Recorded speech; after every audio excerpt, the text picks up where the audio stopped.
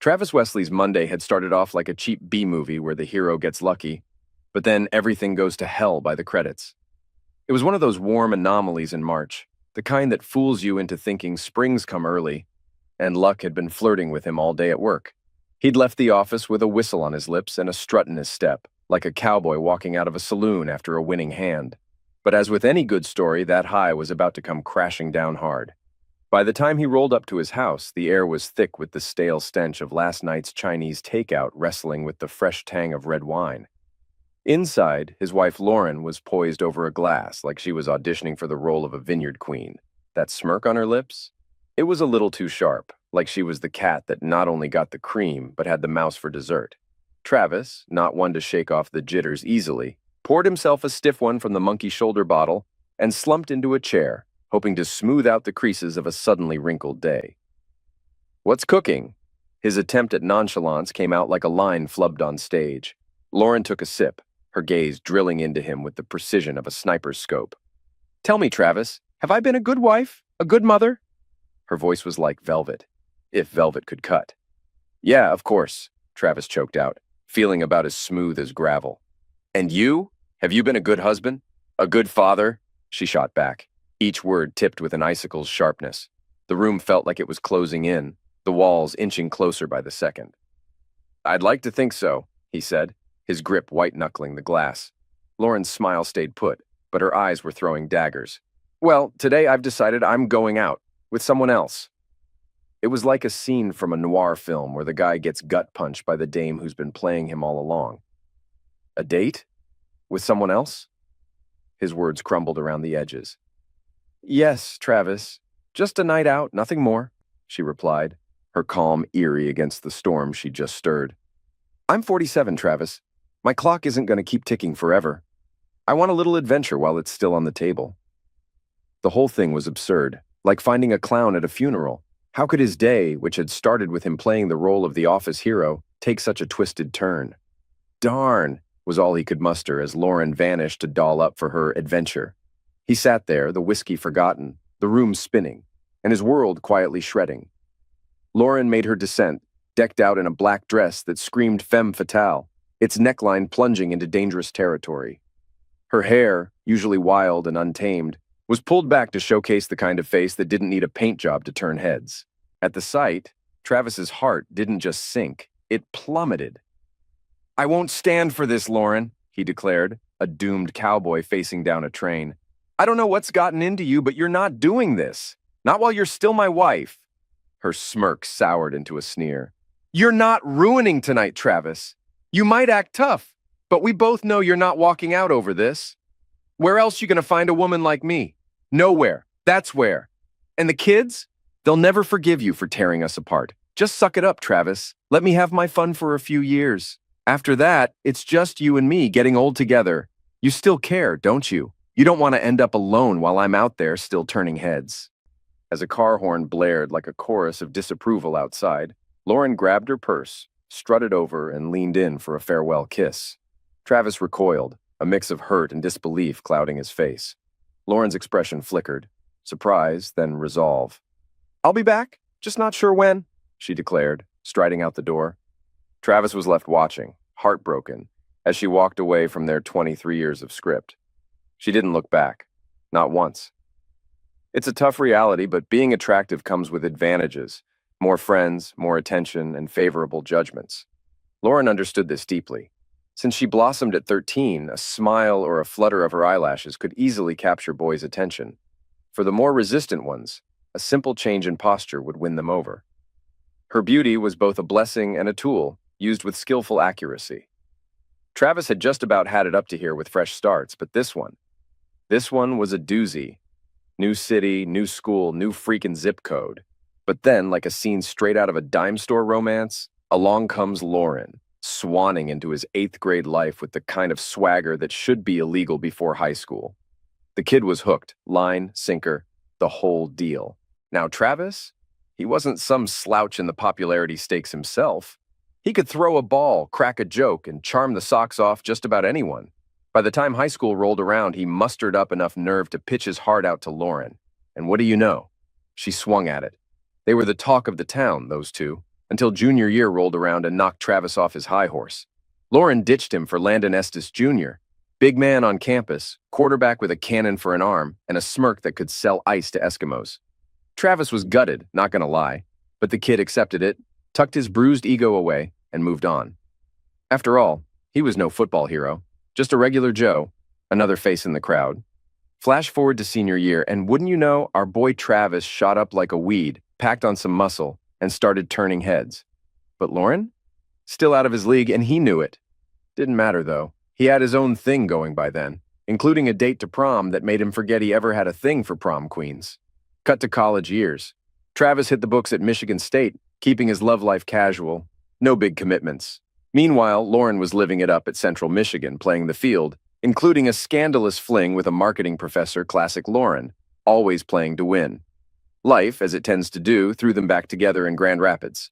Travis, now a numbers guy with a steady gig, was knocking back a few with his office buddies at a local hotspot when in walks Lauren, still turning heads, still in command of every room she graces. Travis caught her eye for a split second, maybe more out of habit than anything else.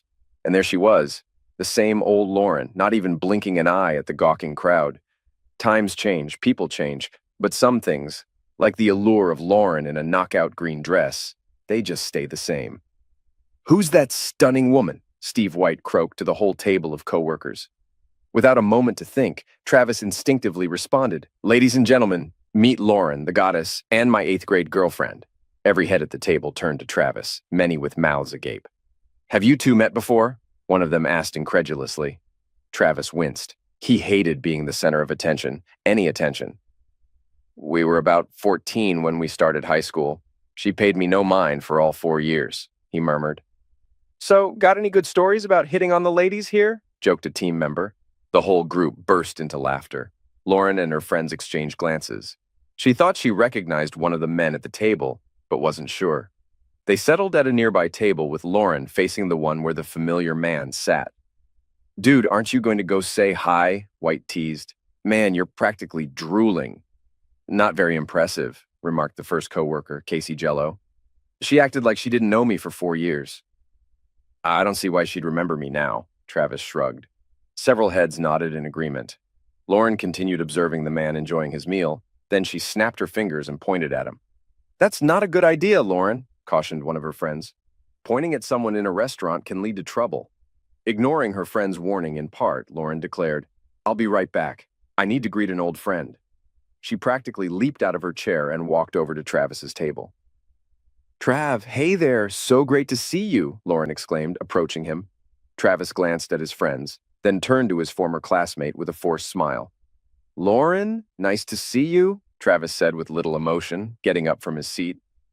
Lauren invaded Travis's personal space, kissing him softly on the lips and placing her hands on his shoulders. His colleagues were shocked. Travis was stunned too.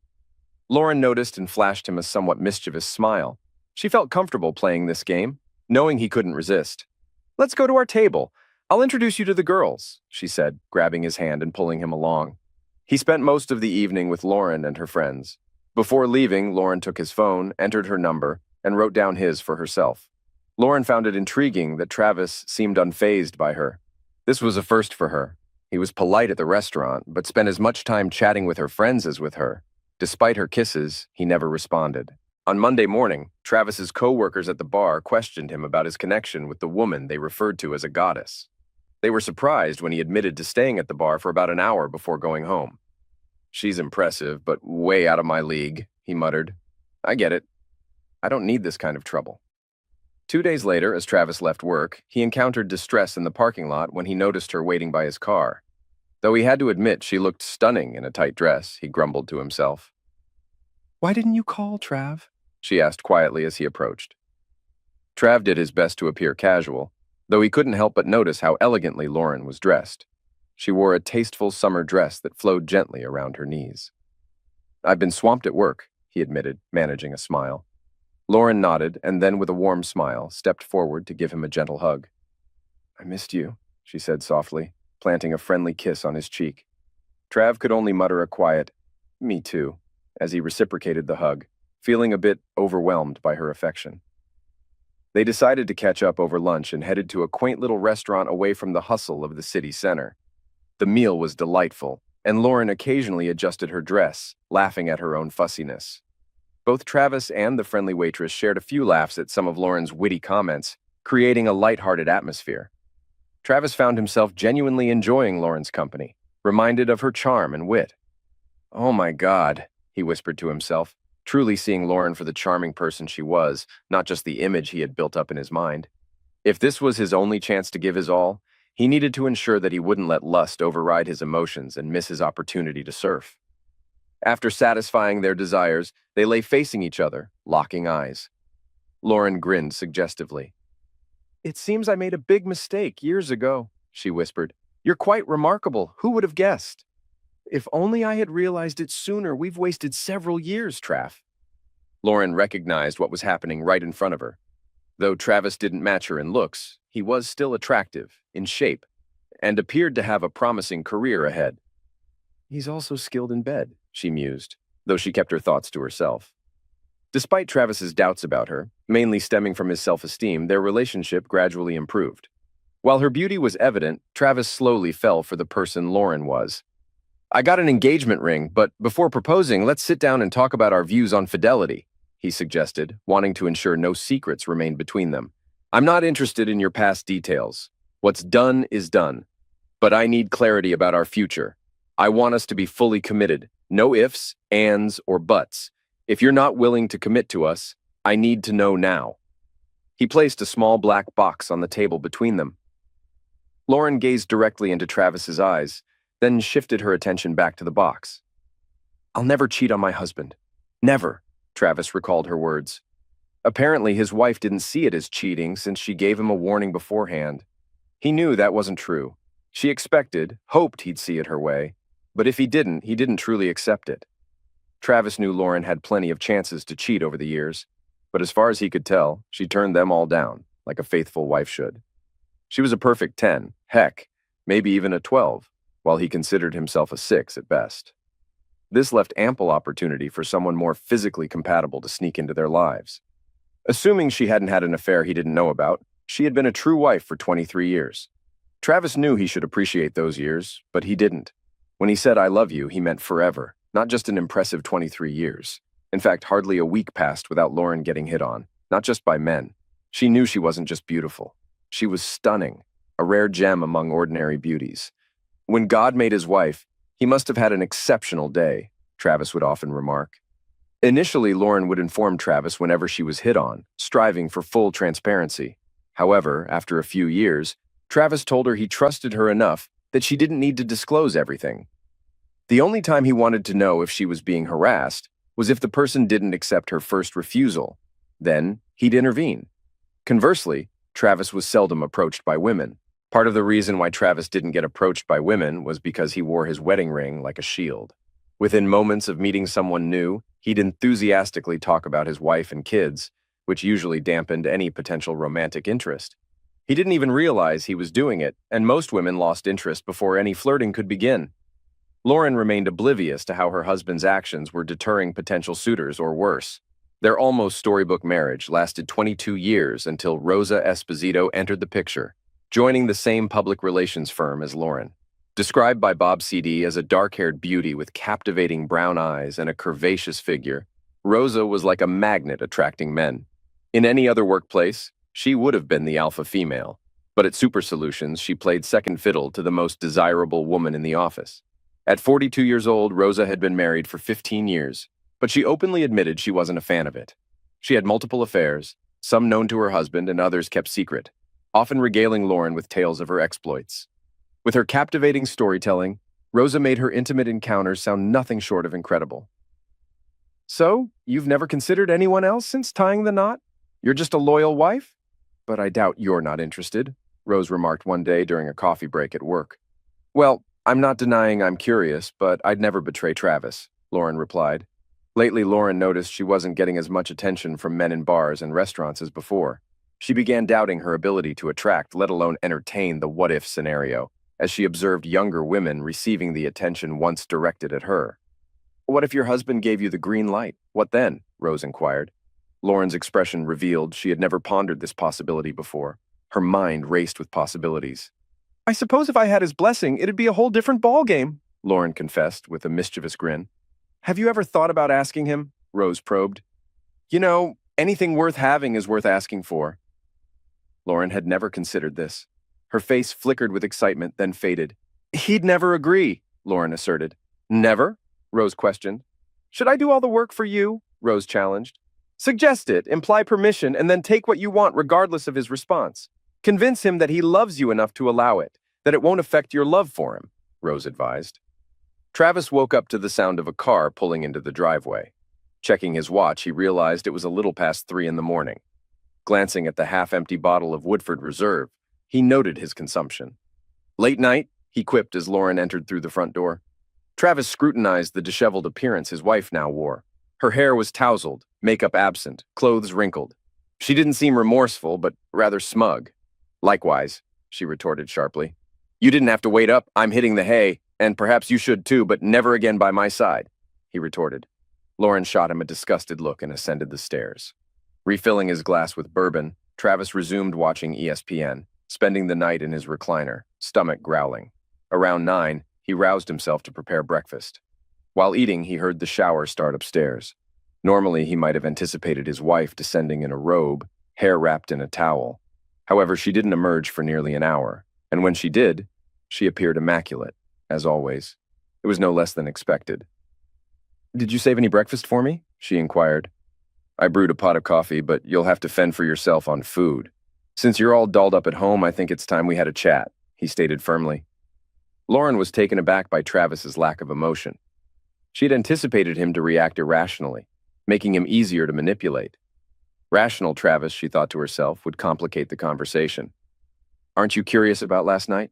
She asked softly, sensing a hint of superiority in her tone. Does she really think I want to hear about being betrayed? Travis murmured quietly.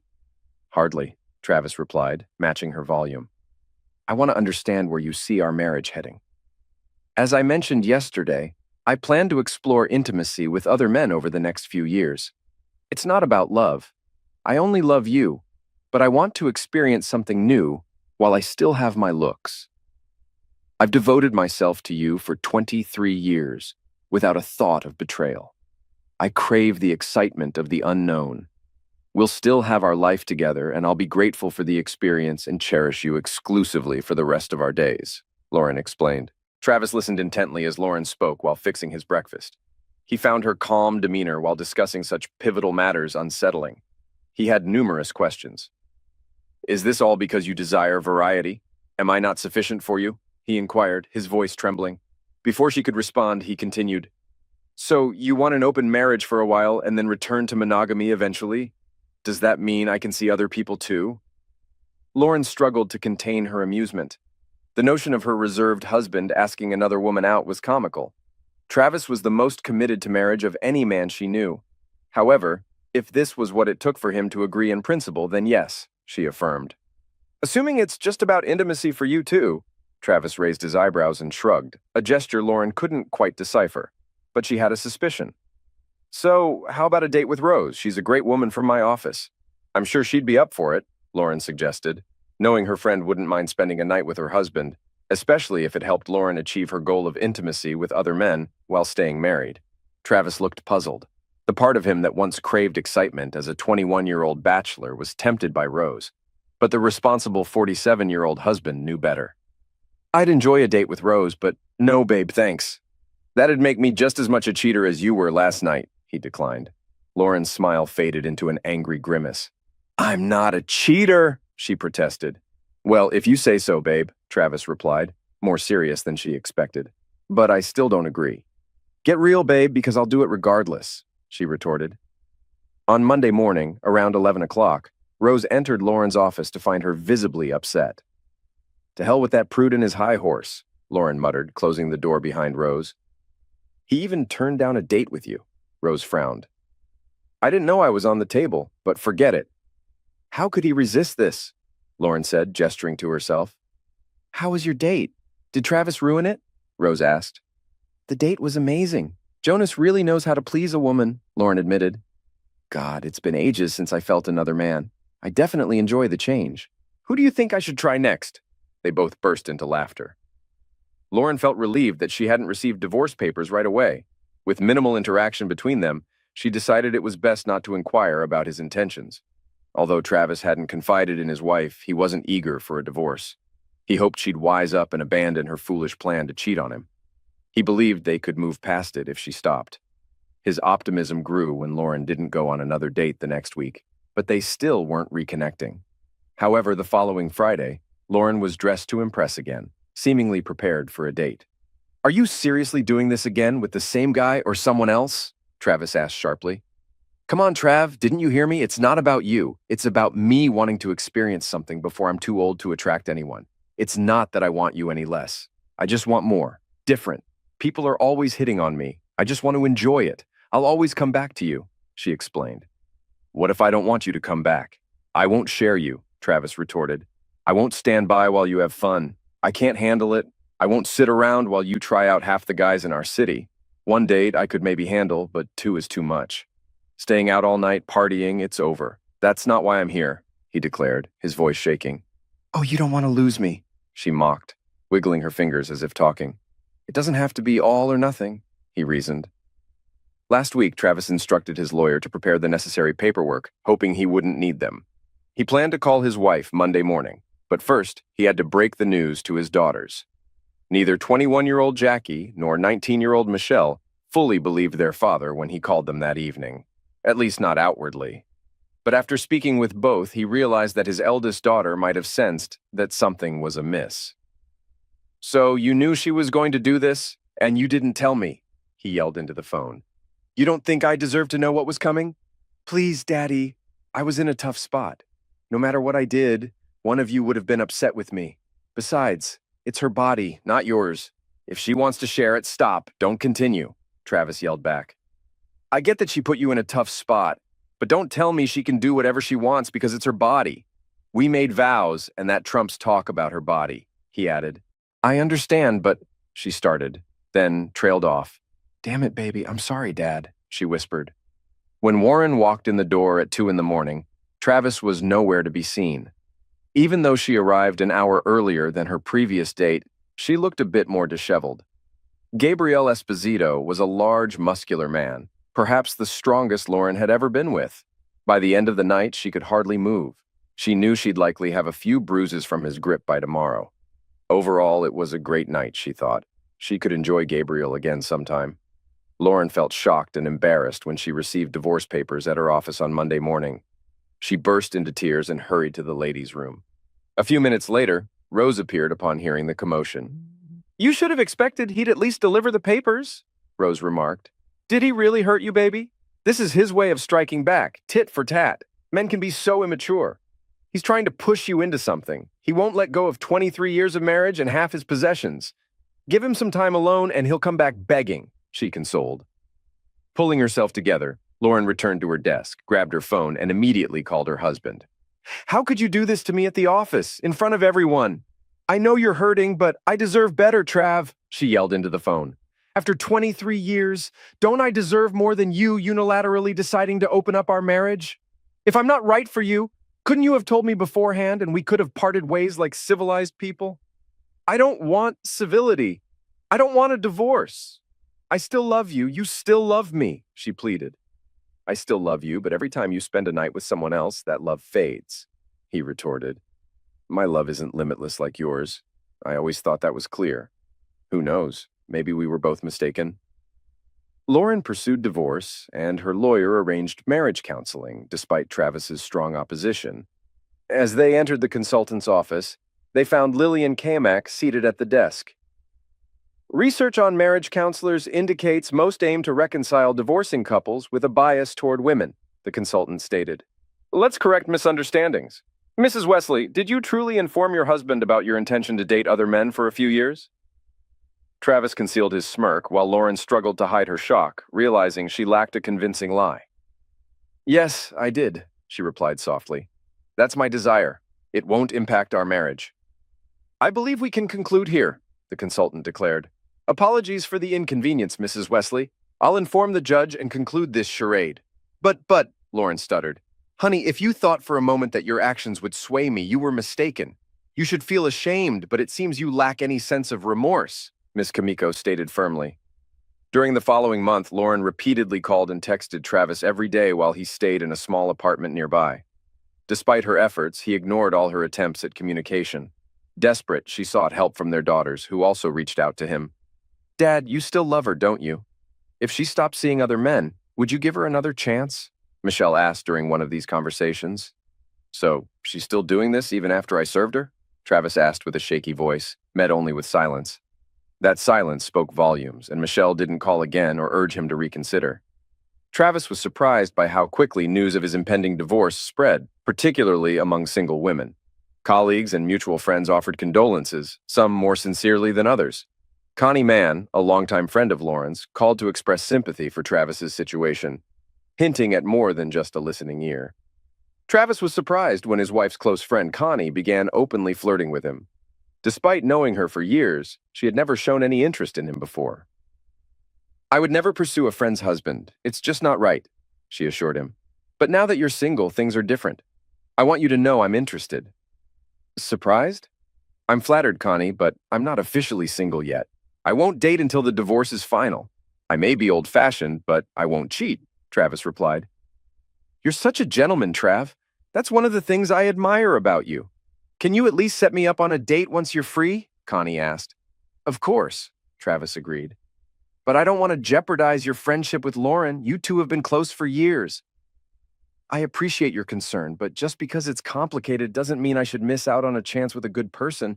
I wouldn't hesitate if you were a stranger," Connie explained. "Maybe I'll give you a call once I'm off the market," Travis joked. Connie, an attractive Asian woman with a fit physique and long black hair, caught Travis off guard with her interest in him. He couldn't deny his surprise at her sudden advances. Travis kept his promise and phoned Connie on the day his divorce was finalized. They went to a restaurant and then to a local jazz club on Saturday evening. Connie noticed Travis seemed uncomfortable and mentioned it. "I feel like a clueless 15-year-old, he admitted.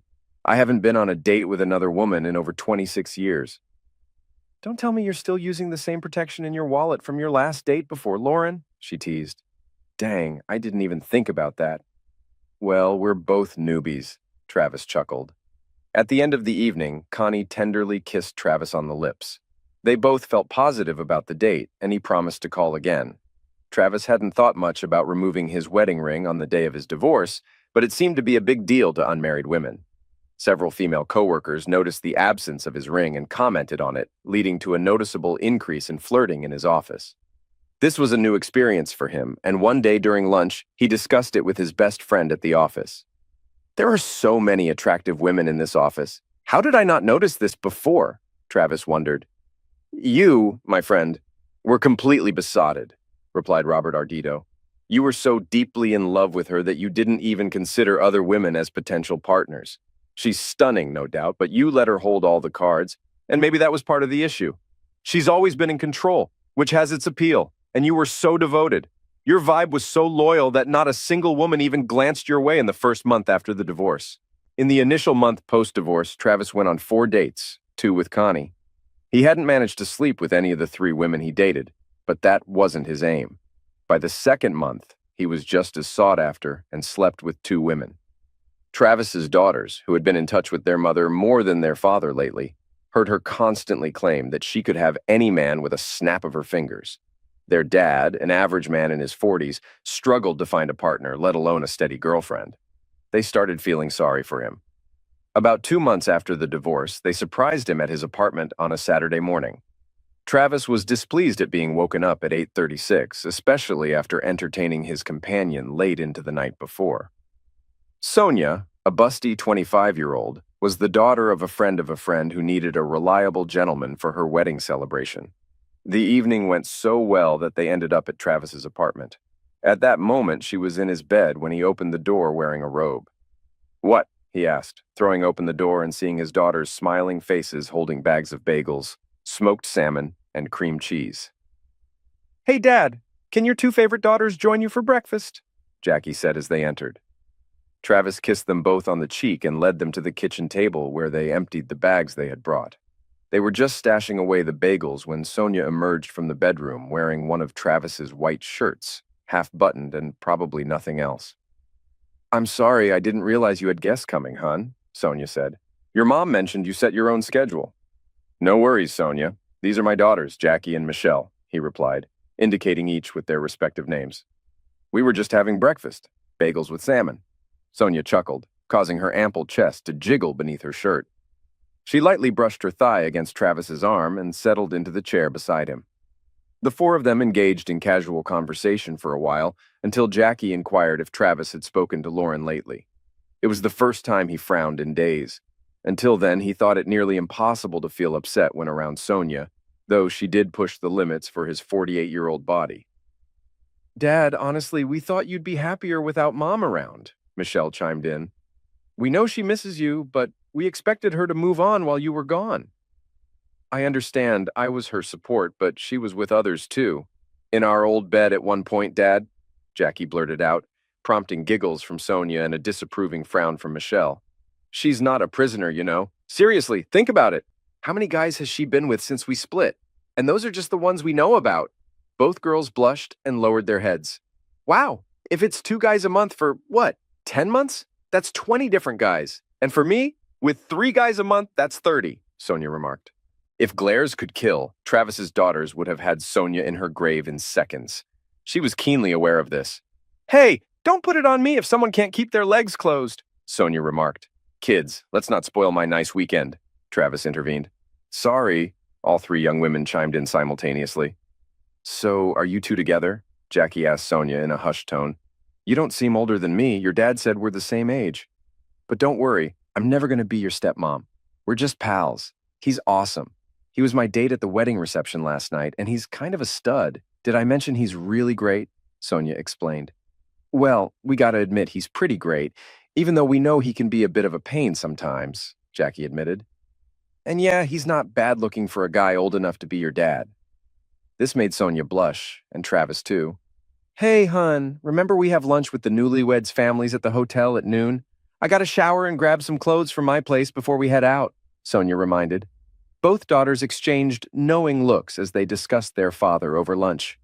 Mom, she's the same age as me, Jackie mentioned to her mother, indicating that this wasn't a one-time occurrence.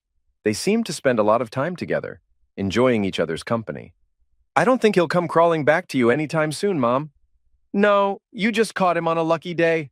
Maybe he was just helping a friend's kid out and got lucky. She's probably just an easygoing girl who's into anyone. Your dad's a good guy, but he's not some stud. Jackie raised an eyebrow at her mother. You used to seem content with him until you dropped the bombshell about leaving him. Why didn't you just cheat on him without saying anything? Wouldn't that have been easier? You could have your cake and eat it too, Jackie suggested. That would have been cheating, Jackie. And if he found out, we'd be done. By telling him, I didn't cheat, and I was sure he'd give me what I wanted once he realized what he was losing. I never expected a divorce. I never thought he'd have the guts to do it, Mom. Maybe you still love out of weakness, thinking everything depends on you, Lauren reflected. Was it all worth it? For the first time, Lauren's face betrayed the stress she endured from Rose's words. It sounded better than it turned out. I couldn't tell her that the grass wasn't greener, but no, it wasn't worth it. I never thought Travis would move on. I was so self-absorbed, thinking he'd just pine for his beautiful ex-wife. Instead, he's out there dating like a single guy in his 20s, getting more attention than he deserves, Lauren admitted.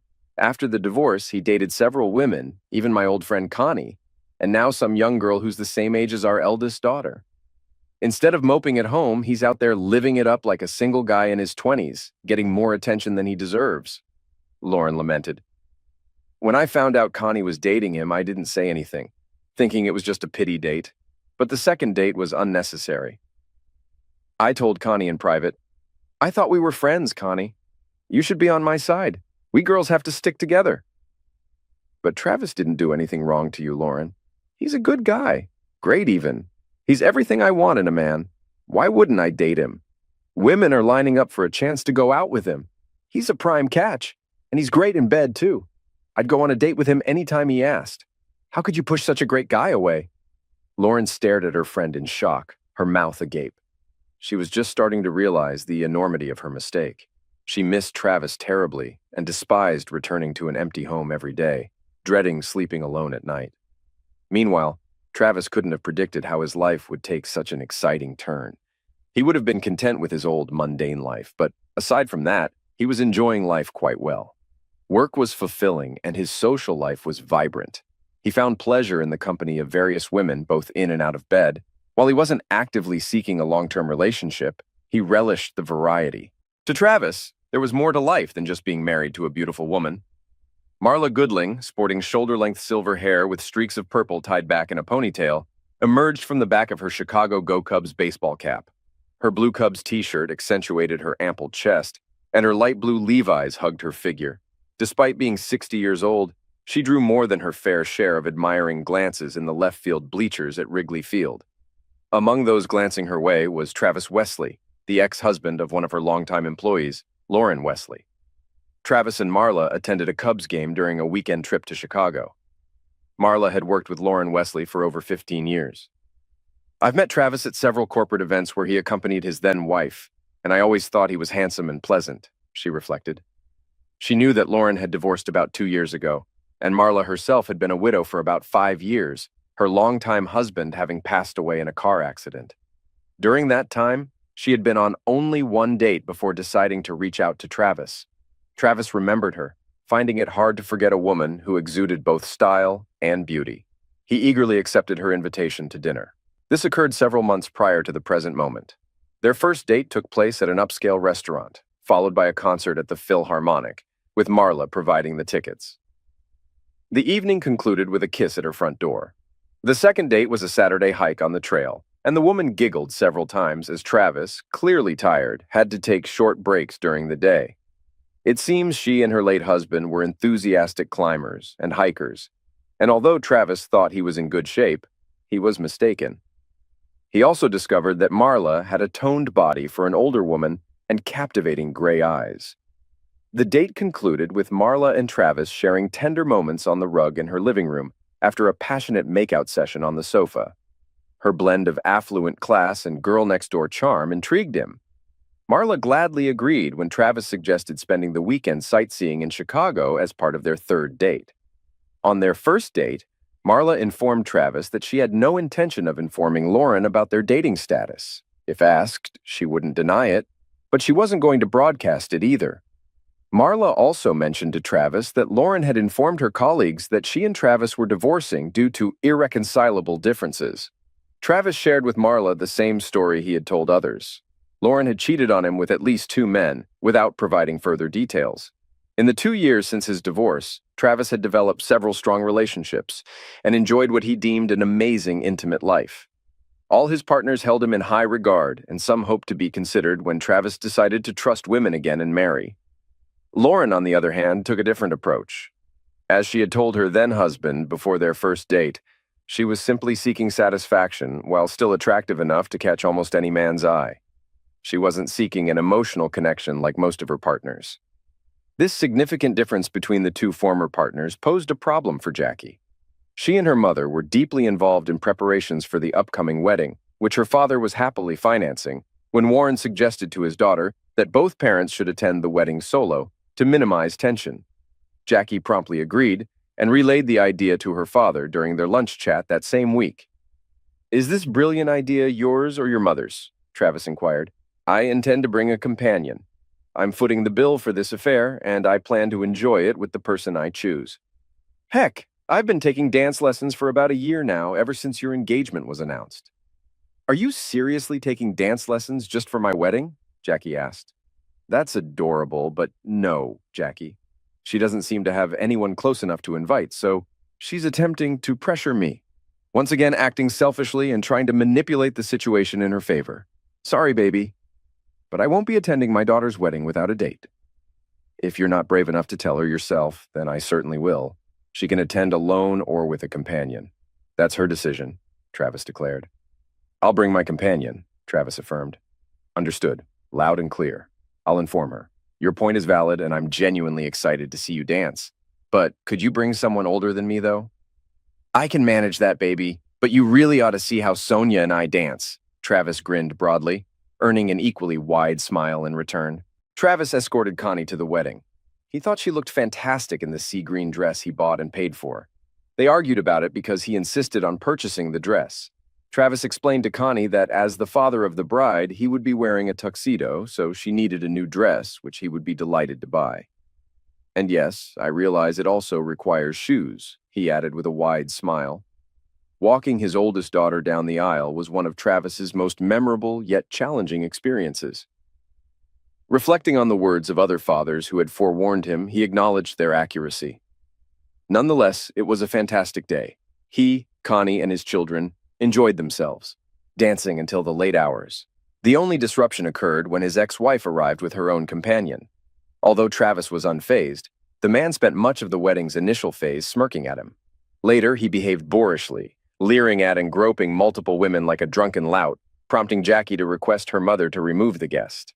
Lauren, visibly embarrassed, apologized profusely and promptly escorted the man out before departing with her date. Even so, Lauren found time to confront Connie in the women's restroom. "You're the one who stole my man!" she accused Connie. "I'm sorry, but I've never stolen anyone's man," Connie retorted. "He divorced you before we began dating. You're responsible for your own divorce. You let go of a wonderful man for fleeting pleasures." Lauren's face flushed with anger. Her previously intense gaze softened. She bowed her head, silent as Connie exited. Connie chose not to mention the incident to Travis or the family, not wanting to mar their special day. A few months after the wedding, Michelle paid her father a visit, appearing restless. Travis observed her for a moment before asking, "All right, Mitch, what's on your mind? You seem somewhat uneasy tonight." Michelle blushed deeply and started to stutter, signaling to Travis that something was amiss. "Dad, Mom talks about getting back together with you sometimes," she began. "About how she'll win you over once she stops dating other guys. Did you and she, have a fling or anything?" she cautiously inquired. "My personal life isn't your concern, young lady," Travis snapped. "But no, I didn't sleep with your mother. And?" Michelle hesitated before revealing, "Well, the thing is, she has a venereal disease, Dad. I overheard her conversation with her friend Rosa, and she mentioned having syphilis," Michelle confessed quietly, avoiding eye contact with her father. Travis's expression shifted from surprise to sadness as Michelle observed him from the corner of her eye. "I suppose you're telling me this because you're worried about me," Travis acknowledged. "But it's standard procedure to inform all potential partners about the disease. I wasn't aware of that. I appreciate your concern though, honey," he reassured her. "I understand that Mom's actions concern you. Some of my friends warned me that she's quite promiscuous. It's always awkward when friends tell you your mom isn't perfect." A few days later, Travis received a troubling call from Mara.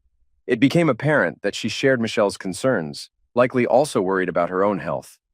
"If you're wondering if I slept with my ex, the answer is a resounding no," Travis assured her. "Believe me, Mara, I understand your worry, but I can't control my ex's behavior. It's unfortunate, but her questionable actions have become a topic of gossip lately," Mara confided. Lauren saw her STD as a way to win Travis back. She felt she had enough men in her life. 6 months after being cured, she devised a plan to reconcile with Travis, though she harbored some resentment toward him for initiating the divorce, which wasn't her original intention. Her plan might have succeeded if other women hadn't pursued Travis. Lauren believed she was unmatched in intimacy and didn't expect Travis to be drawn to other women. "He's a catch, but can't these women see he's not on my level?" she vented to Rose over margaritas at the bar. Rose encouraged Lauren's lifestyle but underestimated Travis's depth, assuming he'd just wallow while his ex had fun. However, Travis's post-divorce life proved intense, surprising Lauren and Rose. Travis was taken aback by the voice on the line, his ex-wife whom he hadn't spoken to in years. His daughters must have given her his number. He didn't prohibit it, but saw no need for direct contact. "Hi, Trav," she greeted sweetly. "I think we need to talk." "I thought we agreed to wait until Mal's wedding, but since that hasn't happened yet, maybe we should go back to silence," Travis replied. "You're still in denial about loving me," she insisted. "You think the world revolves around you." "Listen, Trav, I get you're still upset, but I truly care about you. Maybe I should have just kept my affairs secret, but that'd still be wrong. Cheating's cheating, Lauren. Just because you told me doesn't change that. You did it thinking I'd never leave." "Do you think I'm that pathetic?" Travis replied. "You may think you're a perfect 10, even 12, but I've realized I don't need to live in your shadow. These past years have shown me I'm more than just the husband of a beautiful woman." Other women appreciate me emotionally. Why go back to a selfish woman who doesn't respect or love me the same way? After hanging up, Travis turned to the woman beside him. Ready for round two? He asked Sonia, who eventually found her soulmate and married. But Connie and Mara maintained their relationship with Travis. He cared for them both in his own way, but never remarried. They reciprocated his feelings in their unique manner, accepting the arrangement together. Years later, they were invited to Travis's second daughter Michelle's wedding, which irked Lauren as she hadn't invited her boyfriend. She voiced her complaint, but Michelle didn't side with her. After Jackie and her family, Connie and Mara are the closest people to Dad, Michelle explained. They loved him for who he is, prioritizing him over their own needs. You had him, but you left for something more fleeting. Why? Because you were scared of aging and assumed he'd never leave. But he did, for himself. Travis found contentment in his life despite it not being his initial preference. He walked away from what he deemed unacceptable. Lauren's life wasn't one of loneliness and regret either. Being a beautiful woman, she often attracted attention from men, leading to several short-term relationships that never progressed into anything lasting. Reflecting on the past, Lauren acknowledged her remorse for informing her husband of her intention to leave, primarily because she struggled to accept Travis's swift acceptance of her decision. She questioned her judgment, pondering how she could have misjudged the situation so severely. In her eyes, she was a perfect 12 while he was merely a 6. She believed it shouldn't have concluded in this manner.